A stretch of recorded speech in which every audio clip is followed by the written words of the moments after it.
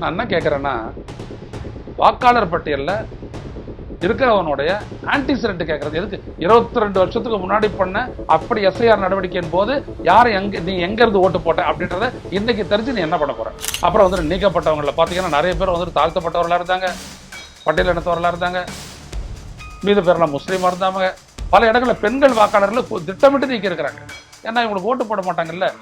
பெண்கள் எங்களுக்கு போடுவார்கள் சொல்லிட்டு 76 லட்சம் பேருக்கு 10,000 ரூபா கொடுத்தாங்க.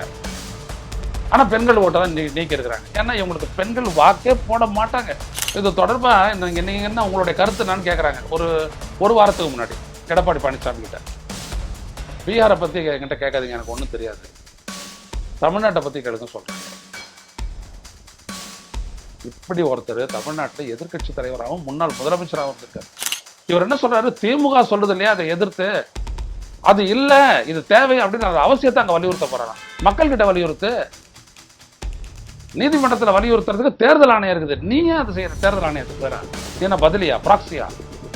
நீங்க எதுக்குங்க செய்யணும்? எடப்பாடி பழனிசாமி அவர்களே, நீங்க பண்றது ஜனநாயகத்திற்கு துரோகம்.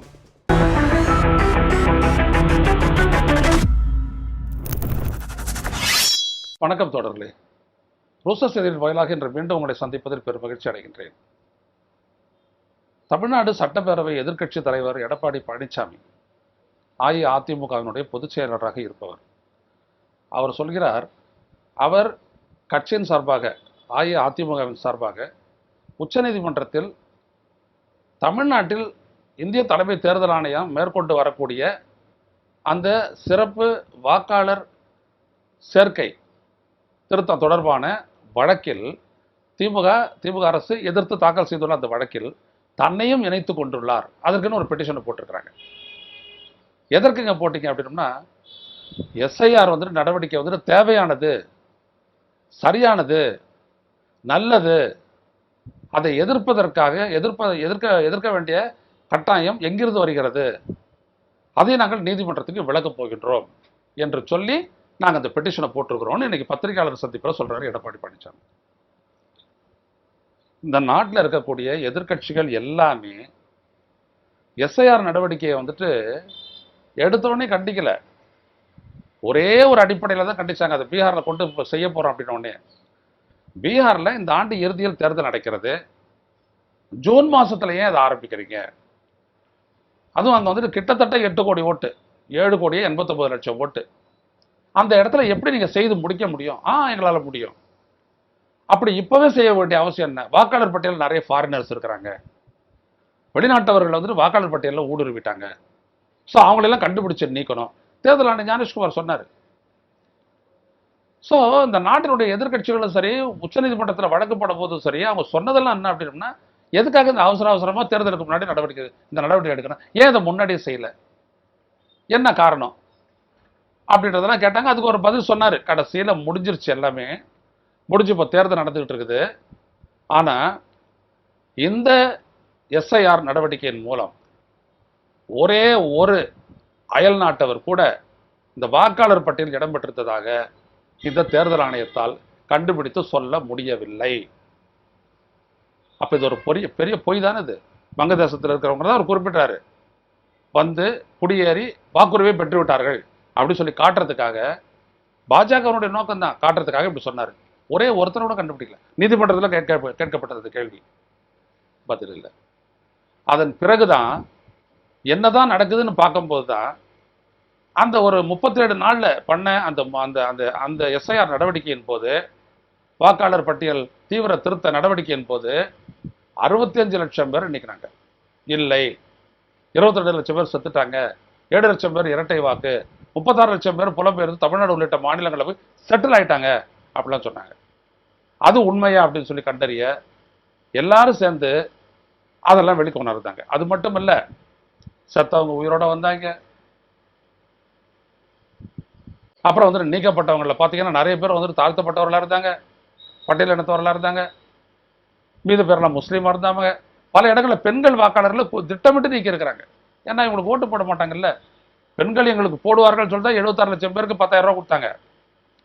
ஆனால் பெண்கள் ஓட்டை தான் நீக்கி இருக்கிறாங்க. ஏன்னா இவங்களுக்கு பெண்கள் வாக்கே போட மாட்டாங்க. அவங்க வாழ்க்கையில் அவங்க சந்திக்கக்கூடிய பிரச்சனைகள் எதற்கும் மோடி அரசு எதையுமே செய்யலை. அதனால தான் அவங்க நீக்கி இருக்கிறாங்க, அப்படி கொத்து கொத்தா நீக்கி இருக்கிறாங்க. இதெல்லாம் வந்துச்சு. அது மட்டும் இல்லாம செத்தவங்கள இருக்கிறவங்கள செத்தவங்கள காட்டி நீக்கினது, இல்லாத வாக்காளர்கள் எல்லாம் சேர்த்தது. 65 லட்சம் பேர் நீக்கிட்டாங்கன்னா எப்படி, என்ன, யாரு அந்த 22 லட்சம் பேருடைய பட்டியலை வெளியிடு அப்படின்னு உச்சநீதிமன்றம் சொன்ன உடனேயே, அதற்கு பிறகு ஆதாரையும் வச்சு இதுவரைக்கும் வாக்காளர் பட்டியல் இடம்பெறாதவர்கள் சேரலாம்னு சொன்னதற்கு பிறகு 21,53,000 பேர் மறுபடியும் வாக்காளராக சேர்ந்தாங்க.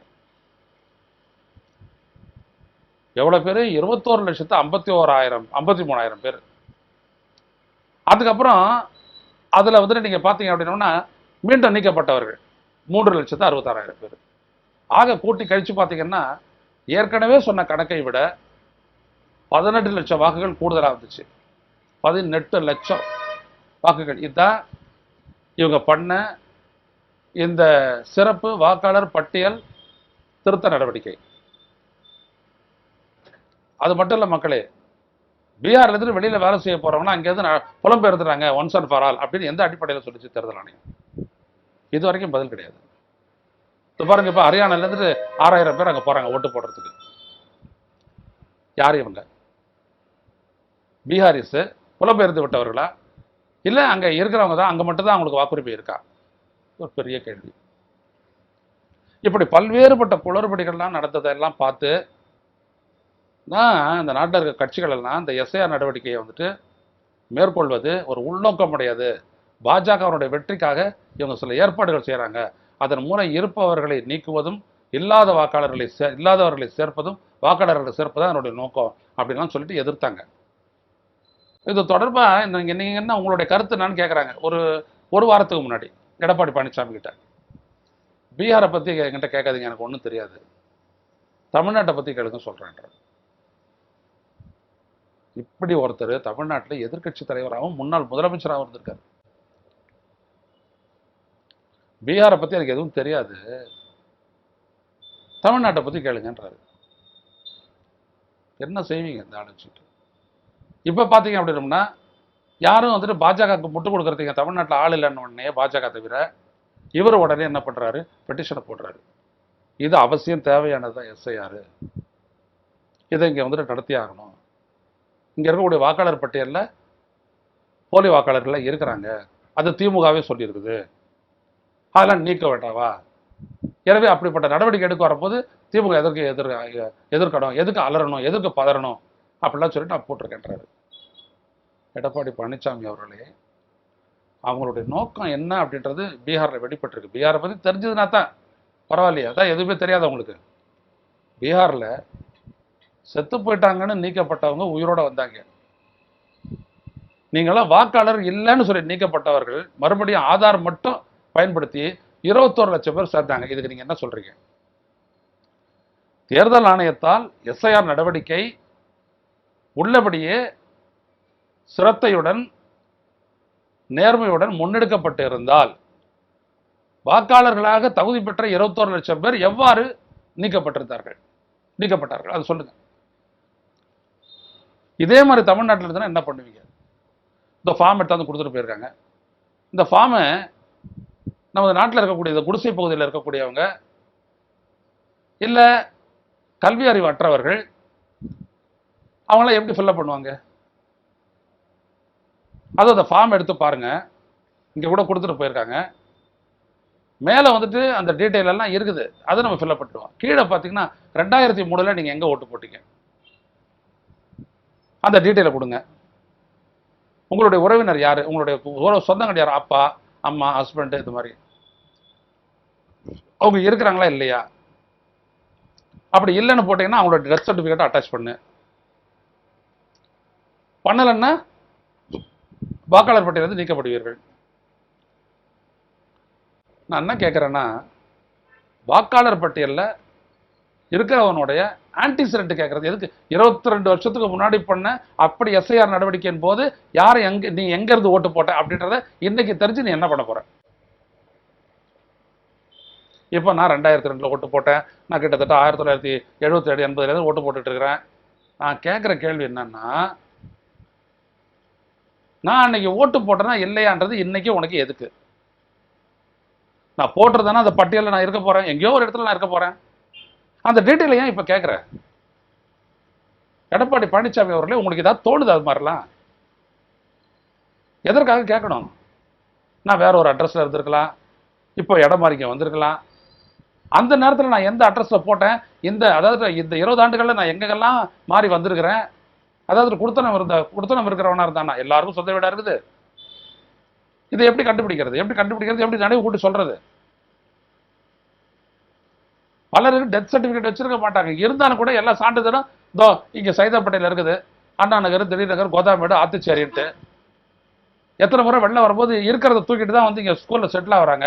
அவங்க எல்லாம் அடிச்சுட்டு போச்சுன்னா எங்க போவாங்க அவங்க டெத் சர்டிபிகேட்டுக்கு? இல்ல முதல்ல அவங்களுக்கெல்லாம் இதை ஃபில்அப் பண்ண தெரியுமா? இதுவே கட்சிக்காரங்க உறுதுணையா இருக்கிறதுனால அது நடக்குது. அது உங்க கட்சிக்காரங்க கிடையாது. உங்க கட்சியில் இருக்கிறவங்க தான் நீங்க தூக்கி வெளில போட்டீங்க. உங்க கட்சிக்காக களத்துல வேலை செய்யவே ஆள் கிடையாது. அப்படியேப்பட்ட தலைவர் நீங்க.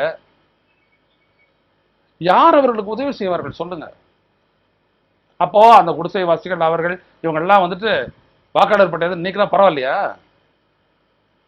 எதுக்காக ஃபார்ம் கொடுத்து பண்றாங்க? முன்னாடி பண்ண எஸ்ஐஆர் அந்த தேர்தல் அதிகாரி வீட்டுக்கு வருவாரு, அவர் வாக்காளர் பட்டியல் வச்சுக்கிடுவாரு. அம்மா உங்க வீட்டில் இருக்கிறவங்க யார் யாருமா, யார் உங்க பேர் என்ன? ஐயநாதன். ஓகே, டிக்கு. உங்க மனைவி பேரு அது, ரைட்டு, டிக்கு. உங்க மகள் பேர் இது, டிக்கு. உங்க அப்பா பேர் இது, இருக்கிறாரா? இல்லை, டெத் டி. அடுத்தபடியா அம்மா இறந்துட்டாங்க ஐயா, எப்போ? ஆண்டு 1980 2010 போட்டு டிக்கு. முடிஞ்சு போச்சு. வேற யாருங்க இங்க இருக்கிறது? இங்க இருந்து யார் போனாங்க? அதெல்லாம் கிடையாது. மிச்சம் இருக்கிற எல்லாம் டக்கு டக்கு டக்கு டக்கு டக்கு டக்கு. அவ்வளவுதானே? அடுத்த வீட்டுக்கு போய் உட்காரு. இருக்கிறவங்க தான் வச்சு பேசி ஒண்ணு ஏதோ அவங்கள கூப்பிட்டு வா, ஏதோ இவங்க கூப்பிட்டு வா, அந்த கதையெல்லாம் கிடையாது. அவங்களே வாக்காளர் பட்டியலை வச்சுக்கிட்டு இதை செஞ்சிடறாங்க. இப்படிதான் பண்ணாங்க அப்ப. இப்ப என்ன கேட்கறான்? நீ அதுக்கப்புறம் சேர்த்தியா? 2003 அப்புறமா நீ வாக்காளர், ஏதோ உன்னோட பர்த் சர்டிபிகேட். எதுக்கு இதெல்லாம்? நாடு முழுவதும் பர்த்தை பதிவு பண்ணவங்க எத்தனை பேரு? சோ இவ்வளவு நெருக்கடிகளை வைத்து எதற்காக இதை செய்யணும்? அதை யோசிங்க. இப்ப எடப்பாடி பழனிசாமி உங்களுக்கு எதுவுமே இருக்காது, யோசனையே இருக்காது. அதான் சொல்றேன், உங்களுக்கு எதுவுமே இருக்காதுன்னா யோசனையே இருக்காது. எதுக்கு இதெல்லாம் செய்யணும்? முன்னாடி பண்ண மாதிரி இப்படி பண்ண முடியாதா? உச்ச நீதிமன்றத்தில் இதையே சுட்டி காட்டி 2 பேரு, பிரசாந்த் பூஷனும் நேஹா ரேக்கி அப்படின்ற 2 பேரு வழக்கறிஞர்கள், மூத்த வழக்கறிஞர்கள் வழக்கு போட்டிருக்காங்க. அதுவும் விசாரணைக்கு வரப்போகுது. இவர் என்ன சொல்றாரு? திமுக சொல்றது இல்லையா, அதை எதிர்த்து அது இல்ல, இது தேவை அப்படின்னு அந்த அவசியத்தை அங்க வலியுறுத்த போறாராம். மக்கள் கிட்ட வலியுறுத்து. நீதிமன்றத்தில் வலியுறுத்துறதுக்கு தேர்தல் ஆணையம் இருக்குது. நீ ஏன் அதை செய்யற? தேர்தல் ஆணையத்துக்கு பேரா நீ என்ன பதிலியா, ப்ராக்சியா? நீங்க எதுக்குங்க செய்யணும்? அது தேர்தல் ஆணையத்தை செஞ்சுட்டு போகுது. எதுக்கு? ஏன் செய்யறேன்னா, நான் எப்படியாப்பட்ட கொத்தடிமை பாருங்க பாஜகவுக்கு அப்படின்னு காட்டிக்கிறதுக்காக, அவங்க சொன்னதுக்காக ஒரு பெட்டிஷனை போடுறேன். உங்களுக்கு ஏதாவது தெரியும்? அந்த நாட்டில் இருக்கக்கூடிய வழக்கறிஞர்கள், அசோசியேஷன் ஃபார் டெமோக்ராட்டிக் ரிஃபார்ம்ஸ், எவ்வளவு அமைப்புகள் ஏன் வழக்கு போட்டாங்க? என்ன நடந்துச்சு பீகார்ல? இந்த மாதிரி ரிப்போர்ட்டர்ஸ் எல்லாம் சேர்ந்து ஒரு அமைப்பாகி அவங்களாம் வந்துட்டு பண்ணது இதெல்லாம் உங்களுக்கு தெரியுமா? ஒரே அட்ரஸ்ல 1069 பேர் சேர்க்கப்பட்ட விடையும் தெரியுமா? அந்த அட்ரஸ்ல போய் பார்த்தா அங்க வீடே இல்லைன்றது தெரியுமா? அந்த மாதிரி 20 பேருக்கு மேல ஒரே அட்ரஸ்ல சேர்க்கப்பட்டவர்கள் மட்டும் 1,32,00,000 பேர் பீகார்ல தெரியுமா? அதே மாதிரி இங்க நடந்துச்சுன்னா நீங்க என்ன பண்ணுவீங்க? உங்களுக்கு எதுவுமே தெரியாது. உங்களுடைய கட்சி பழைய கட்சி, அது இப்ப இருக்கிற கட்சியால உங்களுக்கு ஆளே இல்லை, எல்லாம் ஆஃப் ஆயிட்டான். அப்படி நீங்க கட்சி நடத்திருக்கிறீங்க. புரியுதுங்களா? எடப்பாடி பழனிசாமி அவர்களே, நீங்க பண்றது ஜனநாயகத்திற்கு துரோகம். மக்களினுடைய உரிமையை காப்பாற்றணும்னா என்ன செஞ்சிருக்கணும், என்ன செய்யறாங்க அப்படின்றத டீட்டெயிலா கேட்டது சொல்லணும். அந்த ஃபார்மை பத்தியோ 2003 அப்ப நடந்த அது எஸ்ஐஆர் பத்தியோ இவர் பேசவே இல்லை. இல்லை இது அவசியம், இது அவசியம். எங்களுடைய பேச்சாளர் ஜெயக்குமார் சொன்னாரு, இந்த மாதிரி செத்தவங்க இன்னும் நீக்கப்படலை அப்படின்னு. செத்தவங்க நீக்கிறதுக்கு எஸ்ஐஆர்னு கேட்டு ஒரு கேள்வி கேட்டா முடிஞ்சு போச்சு. ஏன் ஃபார்ம் கொடுத்துட்டு போகணும்? வந்து கேட்டுக்கிட்டு போனா எங்க உங்க வீட்டில் யார் யாரெல்லாம் இருக்காங்க, இதோ அந்த ஃபார்மில் ஃபில்அப் பண்ணுங்க, கடை முடிஞ்சு போச்சு, அவ்வளோதான், கையெழுத்து போடுங்க. ரைட். இதுக்கு ஆதார் இதோ இருக்குது, எலக்ட்ரானிக் போட்டோ ஐடென்டிட்டி கார்டு இருக்குது, காட்டினா முடிஞ்சு போச்சா இல்லையா? எதுக்காக இப்படி ஒரு எக்ஸசைஸ் பண்ணணும்? ஃபார்மை கொடுத்து, ஃபார்ம் வரலன்னா உன்னோட ஓட்டு கிடையாது. எப்படி இருக்கு பாருங்க. வெளிநாட்டு வேலை செய்யறான், அவன் வருஷத்துக்கு ஒரு முறை 2 முறை வருவான், அவனுடைய பேர் இங்க சேர்க்குறீங்க. ஸோ இதை வந்து இல்லைன்ட்டாங்கன்னா என்ன ஆகுது? எங்க அவரு இல்லைன்னா அவ்வளோதான், அவ்வளோ போட முடியாது. ஒரு லைன் போட்டு போனான்னா, ஒரு புள்ளி பென்சிலில் வச்சுட்டு அப்புறம் போயிட்டு ஒரு லைன் போட்டு போனான்னா என்ன பண்ணுவ நீ? உங்களுக்கு ஏதாவது நீங்க நடக்கக்கூடிய மோசடியினுடைய ஆழ அகலம் தெரியுமா? உங்களுக்கு தெரியாமலே ஒளறி கொட்டுறீங்க நீங்க. கோயம்புத்தூர்ல ஒரு பொண்ணு ஒரு பையனும் ஒரு செக்லூடட் பிளேஸ், டார்க்ல, ஒரு ரொம்ப இருட்டான இடத்துல ஏர்போர்ட்டுக்கு பின்னாடி போயிட்டு அங்க பேசிட்டு இருக்கிறாங்களாம் கார்ல. 3 பேர் வந்தானுங்க, கார் கண்ணாடியை உடைச்சிட்டாங்க. அந்த பொண்ணை வந்துட்டு பாலியல் வன்கொடுமைக்கு உட்படுத்தப்பட்டு அது எப்படி தப்பிச்சிச்சு. இது நடக்கிறது மிட் நைட்டு நடக்குது. அந்த பாதிக்கப்பட்ட அந்த பொண்ணோட இருந்த அந்த பையன் வந்துட்டு அவன் வந்துட்டு என்ன பண்றான், போலீஸுக்கு தகவல் சொல்லிட்டா. போலீஸ் உடனே அங்கே வந்துட்டு அங்கே யாருமே இல்லை, கண்டுபிடிக்கிறாங்க. விடிஞ்சு 4:30 மணி நேரத்தில் கண்டுபிடிச்சிட்டாங்க. கண்டுபிடிச்சிட்டு 3 பேரையும் பிடிச்சி எடுத்து வச்சுட்டாங்க. இவர் கேட்கிறாரு எடப்பாடி, அந்த குற்றவாளிகளை பிடிக்க உங்களுக்கு 4:30 மணி நேரம் தேவைப்பட்டுதான். குற்றம் நடந்து 4:30 மணி நேரத்துக்குள்ள குற்றவாளிகளை பிடிச்சிட்டாங்க. அவங்க எங்கேயோ பதுங்கிறது, அவங்கள ட்ராக் பண்ணி பிடிச்சிட்டாங்க. 7 காவற்படைகள் அமைச்சு மிட் நைட்டோட சீக்கிரம் பண்ணி 4:30 மணி நேரம் ஆச்சா அப்படின்றது. இன்னொரு இடத்துல கரூர்ல அந்த விசாரணை ஆணையம் வந்துட்டு அமைச்சா அவளை அவசரமா அமைக்க வேண்டிய காரணம் என்னன்னு கேட்கிறாரு. உள்ளபடியே இந்த மனுஷன் சென்சிபிளா தான் இருக்கிறாரா, சென்சிபிளா தான் பேசுறாரா? யோசிச்சு பாருங்க. இப்படி ஒரு அரசியல் இங்கே நடக்குது. தூண்டி விடுறாங்க, கீ கொடுத்த பொம்மை போல இவர்கள் ஆடுகிறார்கள். ஜனநாயகத்திற்கு பாஜகவை விட ஆபத்தான ஒரு கட்சியாக இன்றைக்கு அனைத்து இந்திய அண்ணா திராவிட முன்னேற்ற கழகம் எடப்பாடி பழனிசாமி பொதுச்செயலாளர் தலைமையில் இயங்கிக் கொண்டிருக்கிறது. இந்த ஆபத்து, இது ஒரு மிகவும் பெரிய ஆபத்து. இது இந்த எடப்பாடி முதலமைச்சராக இருந்த போது தமிழ்நாட்டுடைய உரிமைகளை எல்லாம் விட்டு கொடுத்தாரு. ஒப்புக்குனாச்சும் பேசுவார், அவ்வளவுதான். இந்த மாதிரி சேலத்துக்கு சென்னைக்கும் ஒரு பெரிய 8 வழிச்சாலை போடணும், தாராளமா போடுங்க. இல்ல நீங்க தான் எழுதி அனுப்பணும். உடனே எங்களுக்கு 8 வழிச்சாலை ஒன்று வேண்டும், உடனே ஒரு லெட்டர் போட்டார், உடனே 10,000 ரூபாய் சாங்ஷன். உள்ளபடியே அந்த ப்ராஜெக்ட்டுக்கு எல்லாம் அந்த இது காம்பன்சேஷன் எல்லாம் கொடுத்தா கூட, இழப்பீடு கொடுத்தா கூட 7,300 தான் செலவாகும். ஆனால் 10,000 கோடி கொடுத்தாச்சு. சாப்பிடு, வந்துருச்சுல துட்டு, சாப்பிடு. அது நமக்கு அவசியம் தேவை. 3 மணி நேரத்தில் நீங்கள் சேலம் போகலாம். அது அதற்கான காரிடாரே கிடையாது, அது இண்டஸ்ட்ரியல் காரிடார். அது பெரிய பெரிய கண்டெய்னர் போகிறதுக்கானது. அப்படியே இங்கே ஒரு பொய் புழுகு மூட்டை. ஏன் பிஜேபி சொன்னா நான் சொல்ல வேண்டும். இப்படி ஒரு மிக மிக பொறுப்பற்ற, சிந்தனையற்ற, சுயநலவாதி இன்றைக்கு அஇஅதிமுக பொதுச் செயலாளராக இருக்கிறார். அப்படியே பிஜேபியினுடைய வந்துட்டு மாஸ்டர்ஸ் வாய்ஸ்னாங்க, அப்படிதான் அவர் செயல்படுறார். இவர் மிகவும் ஆபத்தானவர். தமிழ்நாட்டினுடைய நலன் என்கின்ற நோக்கில் இவர் மிகவும் ஆபத்தானவர். தோழர்களே, இந்த வீடியோவில் நாம் சொல்லியிருக்கக்கூடிய விடயங்கள் உள்ளபடியே முக்கியத்துவம் வாய்ந்தவை என்றால் இதை நீங்கள் பகிருங்கள், பரவலாக பகிருங்கள். இது ரொம்ப அவசியம். மீண்டும் சந்திப்போம். நன்றி, வணக்கம். ஊடகம் கார்ப்பரேட் அரசியல்வாதிகளின் கைப்பாவையாக, அடிமைகளாக இருந்தது போதும். இனி சாட்டை எடுத்து சுழற்றும் நேரம் வந்துவிட்டது. ஊடகம் பொதுமக்களாகிய உங்களுக்காக, உங்களாலேயே இயக்கப்பட வேண்டும். ஊடக சுதந்திரத்திற்காக உங்களின் பங்களிப்பை இன்றே அளித்திடுங்கள்.